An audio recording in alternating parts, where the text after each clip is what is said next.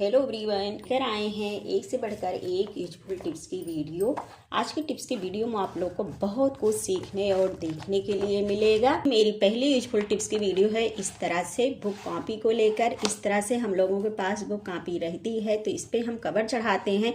Cover चढ़ाने के लिए हमें घंटों मेहनत करना पड़ता है। तो आज मैं आप लोगों के लिए लेकर आई हूँ बहुत ही ईजी तरीका, जिससे बिना घंटों मेहनत किए हुए, बिना काटे, इस तरह से अच्छे से बुक पे कवर को चढ़ा सकते हैं। तो इस तरह से जहाँ पेपर का कवर चढ़ाना हुआ या कोई कवर है चढ़ाते हैं तो इसे कट करते हैं। कट करने में हमें घंटों मेहनत करना पड़ता है। बहुत सारी बुक पे अगर कॉपी पे हमें चढ़ाना रहता है, बच्चों के बुक कॉपी पे तो हमें ज़रूरी चढ़ाना पड़ता है, नहीं तो वो फाड़ ही देते हैं। तो इसके लिए हमें क्या करना है, इस तरह से पेपर के ऊपर हमें बुक को रखने के लिए हमें इस तरह से सीधा रखना है। और सीधा रखने के बाद हमें ना तो इसे कट करना है, ना ही ज़्यादा मेहनत करने की ज़रूरत है। इस तरह से हमें पूरे पेज को उठाना है।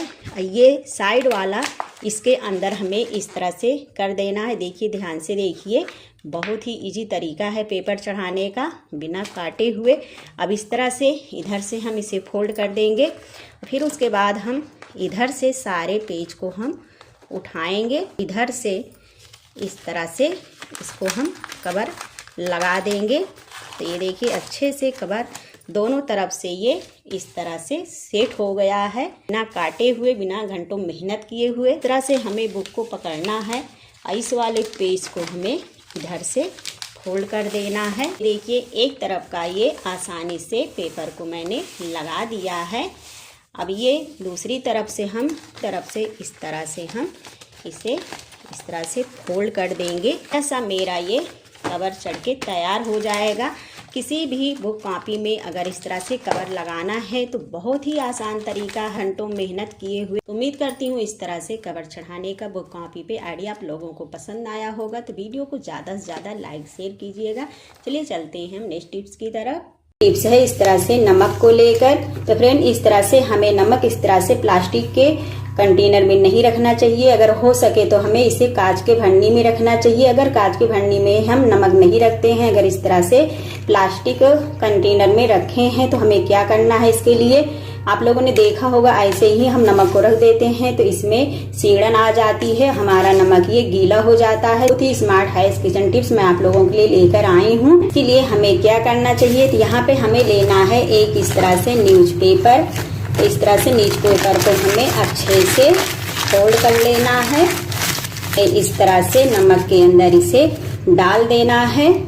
अगर इस तरह से प्लास्टिक के कंटेनर में आप लोग नमक को रखे हैं तो इस तरह से इसमें न्यूज़पेपर जरूर ऐड करें। न्यूज़पेपर ऐड करने से क्या होगा कि हमारे अगर नमक में जो नमी आ जाती है, बारिश का मौसम आ गया फ्रेंड, अगर इस तरह से आप लोग न्यूज़पेपर को नमक में इस तरह से ऐड करके रखेंगे, नमक अड़चन नहीं आएगा, हमारा नमक गीला नहीं होगा, नमक हमेशा के लिए इस तरह से फ्रेश बना रहेगा। आई होप फ्रेंड इस तरह से नमक स्टोर करने का बेस्ट तरीका आप लोग को पसंद आया होगा। टिप्स की मेरी वीडियो है फ्रेंड इस तरह से स्विच बोर्ड को लेकर। क्या कभी आप लोगों ने स्विच बोर्ड के ऊपर इस तरह से सरसों का तेल ऐड करके देखा है? अब बहुत ही कमाल की टिप्स है, या टिप्स देखकर आप लोग चौंक जाएंगे। फ्रेंड, आप लोग के घर में भी इस तरह से स्विच बोर्ड तो लगा ही होगा, पर इसे हम लोग क्लीन करते हैं तो हम लोग क्या करते हैं, इस तरह से पानी से क्लीन करते हैं। कपड़ा इस भिगा लेते हैं पानी में और इसे इस तरह से स्विच बोर्ड को क्लीन करते हैं।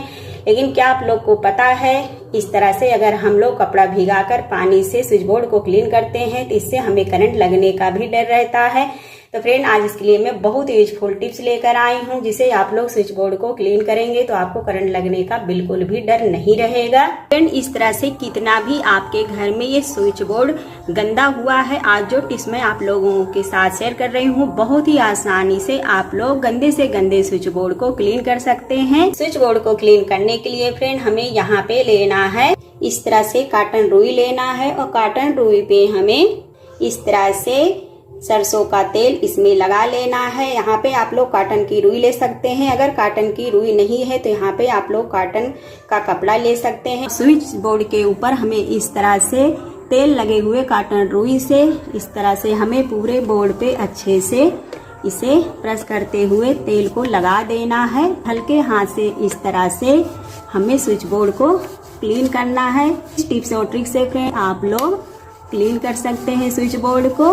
तो चलिए मैं आप लोगों को इसे क्लीन करके दिखाती हूँ। ये देखिए फ्रेंड, यहाँ पे मैंने स्विच बोर्ड को इस तरह से क्लीन कर दिया और सारी गंदगी हमारी इस तरह से रुई में आ गई है। तो फ्रेंड यहाँ पे सरसों को तेल लगा के आप लोग कितना भी स्विच बोर्ड आपका गंदा हुआ है, इस टिप्स और ट्रिक्स से आप लोग क्लीन कर सकते हैं। तो फ्रेंड, स्विच बोर्ड को क्लीन करने का या टिप्स और ट्रिक आप लोग को पसंद आया होगा तो वीडियो को लाइक शेयर कमेंट जरूर कीजिएगा। तो ऐसे ही न्यू टिप्स के साथ फिर मिलते हैं। Thanks for watching. इस टिप्स की मेरी वीडियो है इस तरह से ब्लाउज को लेकर। अक्सर हम कहीं पार्टी में जाते हैं तो इस तरह से साड़ी पर ब्लाउज को वियर करते हैं, और गर्मी के मौसम में हम पार्टी में जाते हैं तो ब्लाउज इस तरह से अगर हम पहनते हैं तो कितना भी फैन चलता रहता है, कूलर चलता रहता है, फिर यहाँ पे हमारे अंडर साइड में पसीना हो जाता है जो देखने में बहुत ही खराब लगता है। मैं बहुत ही कमाल की टिप्स लेकर आई हूँ। बिल्कुल अंडर साइड का ये ब्लाउज आपका कभी भी पसीने से नहीं भीगेगा, चाहे जितना पसीना हो।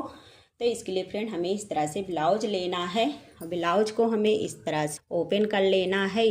ओपन करने के बाद इस तरह से हमें ब्लाउज को उल्टा कर लेना है दोनों तरफ से। ब्लाउज को अच्छे से मैंने उल्टा कर लिया है। अब यहाँ ये जो बाजू है अंडर साइड में, इसके लिए हमें क्या करना है, हमें लेना है इस तरह से पैड को हमें ओपन कर लेना है। इसके पेपर को भी हमें ये निकाल देना है। अब यहाँ पे पैड को हमें इस तरह से फोल्ड करना है, बीचों बीच से 2 भाग में इसे हमें कट कर लेना है। तो यहाँ पे मैंने इस तरह से पैड को 2 भाग में इस तरह से कट कर लिया है।